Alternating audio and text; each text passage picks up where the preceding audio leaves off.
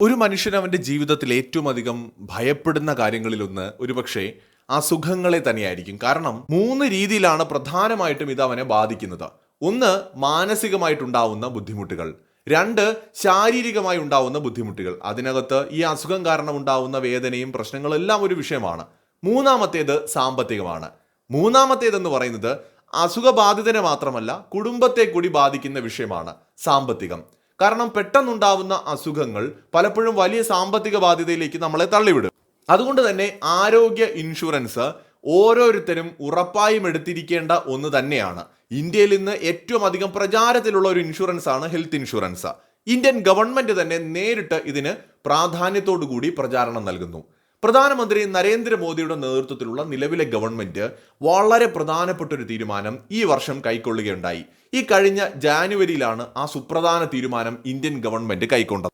രാജ്യത്തെ general insurance council രാജ്യത്തുള്ള പ്രധാനപ്പെട്ട ജനറൽ ഹെൽത്ത് ഇൻഷുറൻസ് കമ്പനികളുമായി കൂടിയാലോചിച്ചുകൊണ്ട് പ്രധാനപ്പെട്ട ഒരു തീരുമാനം പ്രഖ്യാപിച്ചു.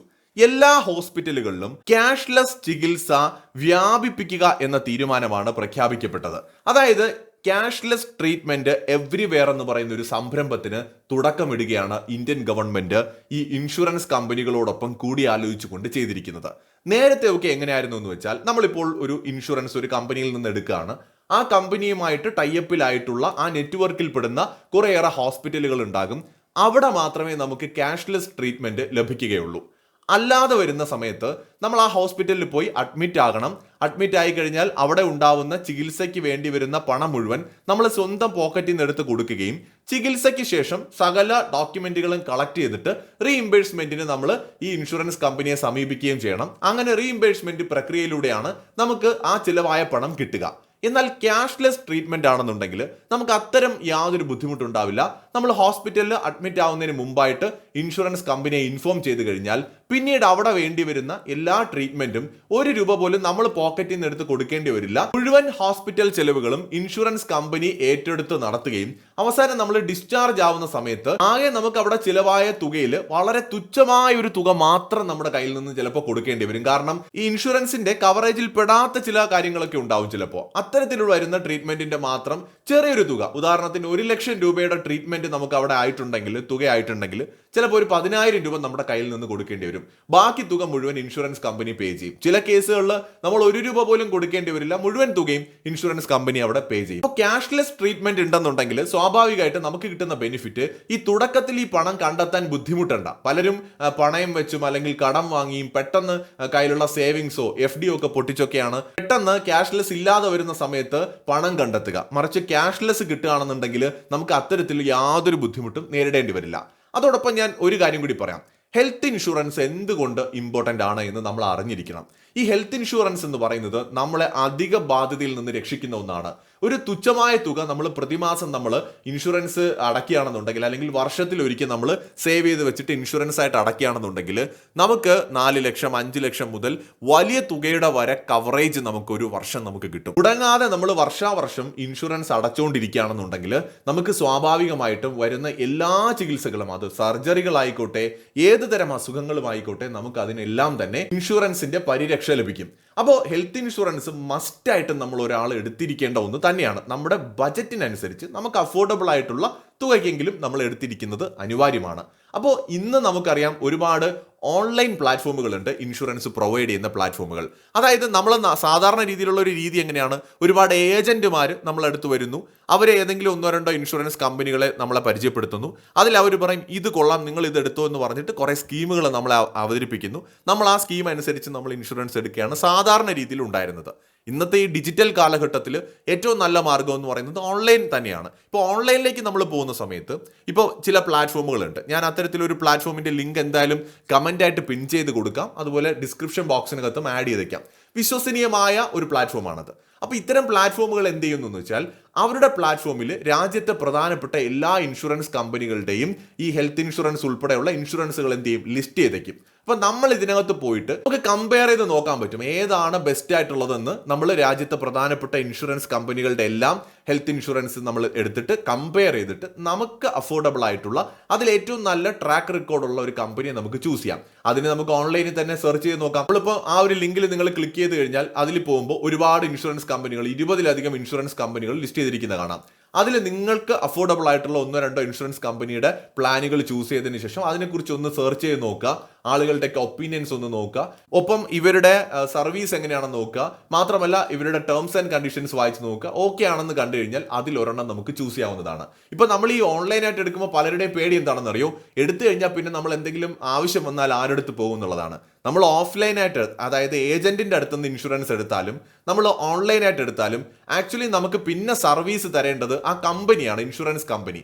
അല്ലാതെ ഇപ്പൊ നമ്മളിപ്പോൾ ഒരു മൊബൈൽ ഫോൺ നമ്മളൊരു കടയിൽ നിന്ന് പോയി വാങ്ങിയാലും ഓൺലൈനിൽ നിന്ന് വാങ്ങിയാലും ആ ഫോൺ വാങ്ങിക്കഴിഞ്ഞാൽ അതിന് എന്തെങ്കിലും ഒരു കംപ്ലൈന്റ് പറ്റിക്കഴിഞ്ഞാൽ നമ്മൾ പോകേണ്ടത് ആ കടയിലോട്ടോ അല്ലെങ്കിൽ ആ ഓൺലൈൻ സർവീസിലേക്കോ അല്ല. നമ്മൾ നേരെ പോകുന്നത് ഏത് ബ്രാൻഡാണോ നമ്മൾ വാങ്ങിയ ആ ബ്രാൻഡിന്റെ സർവീസ് സെന്ററിലാണ്. അതുപോലെ നമ്മൾ ഏജന്റിന്റെ അടുത്ത് നിന്ന് ഇപ്പോൾ ഒരു ഇൻഷുറൻസ് എടുത്താലും ഇപ്പോൾ ഓൺലൈനായിട്ട് എടുത്താലും എടുത്തു കഴിഞ്ഞാൽ നമുക്ക് അത് സംബന്ധിക്കുന്ന പരാതികളോ സംശയങ്ങളോ ആവശ്യങ്ങളോ ഉണ്ടെങ്കിൽ ആ ഇൻഷുറൻസ് കമ്പനിക്ക് ഇന്ത്യയിൽ മിക്കവാറുമുള്ള എല്ലാ നഗരങ്ങളിലും ബ്രാഞ്ച് ഉണ്ടാകും. അത്തരത്തിലുള്ള ഒരു ഇൻഷുറൻസ് കമ്പനി തിരഞ്ഞെടുക്കുന്നതാണ് എപ്പോഴും നല്ലത്. നമ്മളെ നാട്ടിൽ ഇപ്പൊ നമ്മൾ താമസിക്കുന്ന ജില്ലയിൽ ഒരു ഓഫീസെങ്കിലും ഉള്ള ഒരു ഇൻഷുറൻസ് കമ്പനി ആണെങ്കിൽ കുറച്ചും കൂടെ ബെറ്റർ ആണ്. നമുക്കപ്പോൾ നേരെ അവിടെ പോയിട്ട് നമ്മുടെ ആശങ്കകളാണെങ്കിൽ അത് ചോദിക്കാം. നമുക്ക് എന്തെങ്കിലും ഇപ്പോൾ ക്ലെയിമിന് നമ്മൾ കൊടുത്തപ്പോൾ റിജക്റ്റ് ആയി, അപ്പോൾ അവിടെ പോയി കഴിഞ്ഞാൽ നമുക്ക് അവരുടെ അടുത്ത് അതിന്റെ റീസൺസ് ചോദിക്കാം. നമ്മുടെ ഭാഗത്ത് ന്യായമുണ്ടെങ്കിൽ അവിടെ അവരെ ബോധ്യപ്പെടുത്താൻ പറ്റും. അതിനുള്ള ഓഫീസർമാർ അവിടെയുണ്ട് പരാതി പരിഹരിക്കാനായിട്ട്. അവർ നമ്മൾ പറയുന്ന കാര്യങ്ങൾ പരിശോധിച്ച് നമ്മുടെ ഭാഗത്താണ് ന്യായമെങ്കിൽ ഉറപ്പായും നമുക്ക് അനുകൂലമായിട്ട് കാര്യങ്ങൾ വരും. ഇത് എന്റെ പേഴ്സണൽ എക്സ്പീരിയൻസും കൂടിയാണ്. അപ്പോൾ ഈ ഓൺലൈൻ വഴി എടുക്കുമ്പോൾ പിന്നെ നമുക്ക് കിട്ടുന്ന ഒരു അഡ്വാൻറ്റേജ്, ഇപ്പോൾ ഓഫ്ലൈൻ വഴി നമ്മൾ എടുക്കുകയാണെന്നുണ്ടെങ്കിൽ ഉറപ്പായിട്ട് അവർക്ക് വലിയ കമ്മീഷൻസ് ഉണ്ടാവും. ഓൺലൈനിൽ നിന്ന് വലിയ കോമ്പറ്റീഷൻ ഉള്ളതുകൊണ്ട് തന്നെ കമ്മീഷൻസ് ഒക്കെ കുറച്ച് കുറവായിരിക്കും. പിന്നെ ഈ കോമ്പറ്റീഷൻ കാരണം തന്നെ നല്ല ഡിസ്കൗണ്ടുകൾ നല്ല രീതിയിൽ കിട്ടാൻ ചാൻസ് ഉണ്ട്. അതോടൊപ്പം തന്നെ ഒരു റിലേഷൻഷിപ്പ് മാനേജറെ അവർ പ്രൊവൈഡ് ചെയ്യും. അപ്പൊ നമുക്ക് എന്തെങ്കിലുമൊക്കെ സംശയങ്ങളും കാര്യങ്ങളൊക്കെ ഉണ്ടെങ്കിൽ നമുക്ക് അവരുടെ അടുത്ത് ചോദിക്കാം. അതുകൊണ്ട് തന്നെ തീർച്ചയായിട്ടും നിങ്ങളൊന്ന് കൺസിഡർ ചെയ്യുക. ഇൻഷുറൻസ് എടുക്കാത്തവർ ഏത് കമ്പനി എന്ന് ഞാൻ പറയുന്നില്ല, ജസ്റ്റ് ഒരു പ്ലാറ്റ്ഫോമിന്റെ ലിങ്ക് ഞാൻ കൊടുത്തിട്ടുണ്ട്. അതിൽ കയറി കഴിഞ്ഞാൽ രാജ്യത്ത് പ്രധാനപ്പെട്ട ഒരുപാട് ഇൻഷുറൻസ് കമ്പനികൾ നിങ്ങൾക്ക് കാണാൻ പറ്റും. അതിൽ നിങ്ങൾക്ക് കമ്പയർ ചെയ്ത് നോക്കിയിട്ട് ബെറ്റർ ആയിട്ടുള്ള ഒരെണ്ണം ചൂസ് ചെയ്യാം. ഞാൻ പറഞ്ഞു വന്നത് ഈ ക്യാഷ്ലെസ് ട്രീറ്റ്മെന്റ് ഇന്ത്യയിൽ എന്തുകൊണ്ട് ഗവൺമെന്റ് കൊണ്ടുവരുന്നു എന്ന് ചോദിച്ചാൽ, ഈ തുടക്കത്തിൽ ഇപ്പോൾ ഒരു 5 ലക്ഷം രൂപയുടെ ഇൻഷുറൻസ് ഉള്ള ഒരാള്, അയാൾക്ക് പെട്ടെന്ന് ഒരു സർജറി വേണ്ടി വന്നു, 4 ലക്ഷം രൂപ വേണം സർജറിക്ക്. അപ്പൊ അയാൾക്ക് ഇൻഷുറൻസ് കിട്ടാനുള്ള അർഹതയുള്ള ആളാണ്. പക്ഷേ അദ്ദേഹത്തിന് ക്യാഷ്ലെസ് ട്രീറ്റ്മെന്റ് എല്ലായിടത്തും കിട്ടാത്തത് കൊണ്ട് തന്നെ തുടക്കത്തിൽ ഈ 4 ലക്ഷം രൂപ കണ്ടെത്തേണ്ടതായിട്ട് വരികയാണ്. സ്വന്തം പോക്കറ്റിൽ നിന്ന് എടുത്ത് കൊടുത്ത് ട്രീറ്റ്മെന്റ് ചെയ്തതിന് ശേഷമേ അദ്ദേഹത്തിന് ഈ പണം റീഇംബേഴ്സ്മെന്റ് ചെയ്ത് ഇൻഷുറൻസ് കമ്പനിയിൽ നിന്ന് വാങ്ങാൻ പറ്റുമെന്ന് പറയുന്നത് വലിയ ബുദ്ധിമുട്ടാണ്. എല്ലാവരെ കൊണ്ടും പറ്റുന്ന കാര്യമല്ല. അപ്പോൾ കിടന്ന് ഓടേണ്ടി വരും ഈ പണം കണ്ടെത്തുന്നതിന് വേണ്ടിയിട്ട്. അപ്പോൾ എല്ലാ ഹോസ്പിറ്റലുകളിലും ഈ ക്യാഷ്ലെസ് ട്രീറ്റ്മെന്റ് ഉണ്ടെന്നുണ്ടെങ്കിൽ നമ്മൾ ഈ ബുദ്ധിമുട്ട് നമുക്ക് നേരിടേണ്ടി വരില്ല. ഈ റീഇംബേഴ്സ്മെന്റിന് പോകുന്നതിന് പകരം തുടക്കം മുതൽ തന്നെ കമ്പനി എന്ത് ചെയ്യാണ്, നമ്മളെ ട്രീറ്റ്മെന്റിന് വേണ്ടിയിട്ടുള്ള പണം എല്ലാം തന്നെ ഹോസ്പിറ്റലിന് നൽകുന്നു എന്നുള്ളതാണ്. ക്യാഷ്ലെസ് ആയിട്ട് നമുക്ക് 1 രൂപ പോലും കൊണ്ടുപോകാതെ നേരിട്ട് പോയി അഡ്മിഷൻ എടുത്ത് നമുക്ക് ട്രീറ്റ്മെന്റ് എടുക്കാൻ പറ്റും. അപ്പോൾ ഇതിനകത്ത് 1-2 കാര്യങ്ങൾ ഗവൺമെന്റ് പറയുന്നതിനെ ഞാൻ സൂചിപ്പിക്കാം.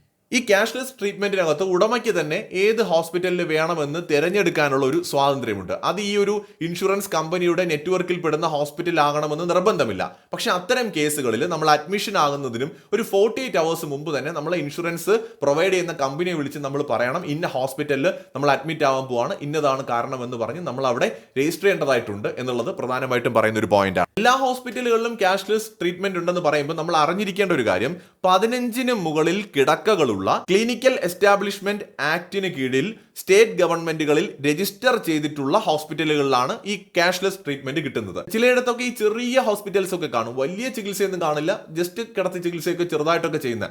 അങ്ങനെയുള്ള ഹോസ്പിറ്റലുകളിൽ കിട്ടണമെന്നില്ല. മിനിമം 15 കിടക്കകൾക്ക് മുകളിലുള്ള രജിസ്റ്റേർഡ് ആയിട്ടുള്ള ഹോസ്പിറ്റൽസിനാണ് കിട്ടുന്നത്. അപ്പോൾ അത്തരം ഹോസ്പിറ്റൽസ് തീർച്ചയായിട്ടും നമ്മൾ ഐഡന്റിഫൈ ചെയ്യാം. ആ നിലയ്ക്ക് തീർച്ചയായിട്ടും നമുക്ക് ക്യാഷ്ലെസ് ട്രീറ്റ്മെന്റ് കിട്ടുന്നു എന്നുള്ളത് വളരെ നല്ലതാണ്. നോക്കൂ, നമ്മുടെ ലൈഫിൽ ഒന്ന് ആലോചിച്ച് നോക്കൂ, നമ്മൾ ഒരു 8-10 വർഷം കൊണ്ട് നമ്മൾ അധ്വാനിച്ച് കുറെ പൈസയൊക്കെ ഉണ്ടാക്കി സേവ് ചെയ്ത് വെക്കുകയാണ്. ചിലപ്പോൾ ഒരു വിവാഹത്തിന്റെ ആവശ്യത്തിനായിരിക്കാം, വിദ്യാഭ്യാസത്തിനാകാം, അല്ലെങ്കിൽ ഒരു വീട് വെക്കാനാകാം. ഇങ്ങനെ നമ്മൾ ഒരു 10-15 ലക്ഷം രൂപ സേവ് ചെയ്ത് വെക്കുന്ന സമയത്താണ് പെട്ടെന്ന് നമുക്കൊരു അസുഖം വന്ന് ഒരു 5-6-7 ലക്ഷം രൂപ നമുക്ക് ട്രീറ്റ്മെന്റിനായിട്ട് വേണ്ടി വരുന്നത്. അത് നമുക്കാകാം, നമ്മുടെ കുടുംബത്തിൽ ഒരാൾക്കാകാം. അപ്പൊ ഇത്തരം ഒരു സാഹചര്യത്തിൽ ഇത്രയും തുക ഒന്നിച്ച് നമ്മൾ കണ്ടെത്തുക എന്ന് പറയുമ്പോൾ അത് തീർച്ചയായിട്ടും നമ്മളെ വളരെയധികം ബുദ്ധിമുട്ടിക്കുന്ന കാര്യമാണ്. ചിലരുടെ കയ്യിൽ ഈ പണമൊന്നും ഉണ്ടാകത്തുമില്ല. അപ്പൊ അത്തരം സന്ദർഭങ്ങളിൽ മാസത്തിലോ വർഷത്തിലോ നമ്മളൊരു ചെറിയ തുക ഇൻഷുറൻസ് ആയിട്ട് അടച്ചുകൊണ്ടിരുന്നാൽ തീർച്ചയായിട്ടും എന്നെങ്കിലും ഒരിക്കൽ ഉണ്ടാവുന്ന ഇത്തരം ഒരു വലിയ ലയബിലിറ്റിയെ നമുക്ക് ഓവർകം ചെയ്യാനായിട്ട് പറ്റും. ചിലപ്പോൾ ഒരു വർഷം നമ്മൾ ഇൻഷുറൻസ് അടയ്ക്കുമ്പോൾ അന്ന് ആ ഒരു വർഷം നമുക്ക് ട്രീറ്റ്മെന്റ് ഒന്നും ഉണ്ടാവത്തില്ല. നമ്മൾ ദൈവത്തിന് നന്ദി പറയുക, ഭാഗ്യമെന്ന് കരുതുക.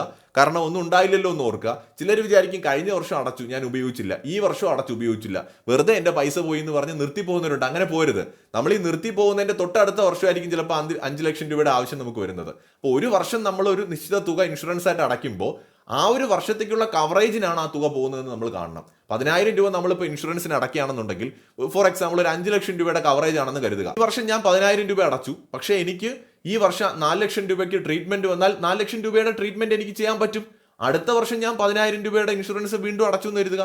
അടുത്ത വർഷം എനിക്ക് ഈ പറയുന്ന കവറേജ് കിട്ടും. അപ്പോൾ നമ്മൾ ഈ അടയ്ക്കുന്ന തുക ഒരിക്കലും നഷ്ടമാണെന്ന് കരുതരുത്, അതൊരു സേഫ്റ്റിയാണ്. ഒരുപാട് സ്കീമുകളുണ്ട്. നമുക്ക് ഇൻഡിവിജ്വൽ ആയിട്ട് എടുക്കാം, അല്ലെങ്കിൽ ഹസ്ബൻഡ് ആൻഡ് വൈഫിന് എടുക്കാം, ഫാമിലി ആയിട്ട് എടുക്കാം, കുട്ടികളെ കൂടി ഉൾപ്പെടുത്തി എടുക്കാം. പക്ഷെ നമ്മൾ എപ്പോഴും ഇൻഷുറൻസ് കമ്പനിയുടെ ടേംസ് ആൻഡ് കണ്ടീഷൻസ് വായിച്ചു നോക്കുക. ഞാനിവിടെ നേരത്തെ പരിചയപ്പെടുത്തിയത് ഒരു പ്ലാറ്റ്ഫോമാണ്. ഇപ്പം ഞാൻ ആ ലിങ്ക് കമന്റ് ആയിട്ട് കൊടുക്കുന്നുണ്ട്. അതിലൊന്ന് കയറുമ്പോൾ അതൊരു പ്ലാറ്റ്ഫോമാണ്. ആ പ്ലാറ്റ്ഫോമിൽ നിങ്ങൾ കയറുമ്പോൾ അതിനകത്ത് ഒരുപാട് ഇൻഷുറൻസ് കമ്പനികളാണ്. ഇപ്പം ആമസോണിൽ കയറി കഴിഞ്ഞാൽ സാംസങ്ങും ഐഫോണും ഒക്കെ ഉണ്ടാവുന്ന പോലെ ഈ ഒരു പ്ലാറ്റ്ഫോമിൽ കയറി കഴിഞ്ഞാൽ ഇതൊരു ട്രസ്റ്റഡ് പ്ലാറ്റ്ഫോമാണ്. ഇതിനകത്ത് രാജ്യത്തെ പ്രധാനപ്പെട്ട ഇൻഷുറൻസ് കമ്പനികൾ കാണും. അതിനകത്തുനിന്ന് നമുക്ക് ഇഷ്ടപ്പെട്ട ഒന്നിനെ ചൂസ് ചെയ്യുക എന്നുള്ളത് നമ്മുടെ വിവേചന ബുദ്ധിയോടെ നമ്മൾ ചെയ്യുക. ഏജന്റിന്റെ അടുത്തുനിന്ന് എടുത്താലും ഓൺലൈനായിട്ട് എടുത്താലും സർവീസ് നമുക്ക് പ്രൊവൈഡ് ചെയ്യേണ്ടത് ഇൻഷുറൻസ് കമ്പനിയാണ്. അപ്പോൾ അതുകൊണ്ട് തന്നെ അത് ഓൺലൈൻ ആയാലും ഓഫ്ലൈൻ ആയാലും പ്രത്യേകിച്ച് കാര്യമൊന്നുമില്ല. ഓഫ്ലൈൻ ആണെങ്കിൽ നമ്മൾ ലിമിറ്റഡ് ആയിരിക്കും. അവർ പറയുന്ന 1-2 കമ്പനികൾ മാത്രമേ നമ്മുടെ മുമ്പിലുള്ളൂ. പിന്നെ അവർക്ക് പ്രോഫിറ്റബിൾ ആയിട്ടുള്ള കമ്പനികളായിരിക്കും നമ്മളടുത്ത് അവരെപ്പോഴും പരിചയപ്പെടുത്തുക. ഓൺലൈൻ ആകുമ്പോൾ ഒരു അഡ്വാൻറ്റേജ് എന്ന് പറയുന്നത് നമുക്ക് ഒരുപാട് ഓപ്ഷൻസ് ഉണ്ട്. ഒരുപാട് കമ്പനികളെ കമ്പയർ ചെയ്ത് ചൂസ് ചെയ്യാൻ പറ്റും. എന്തായാലും ഞാൻ അതിന്റെ ലിങ്ക് ഫസ്റ്റ് കമന്റ് ആയിട്ട് കൊടുക്കാം, ഡിസ്ക്രിപ്ഷൻ ബോക്സിനകത്തും കൊടുക്കാം. സോ മറ്റൊരു വീഡിയോ ആയിട്ട് നമുക്ക് വീണ്ടും കാണാം.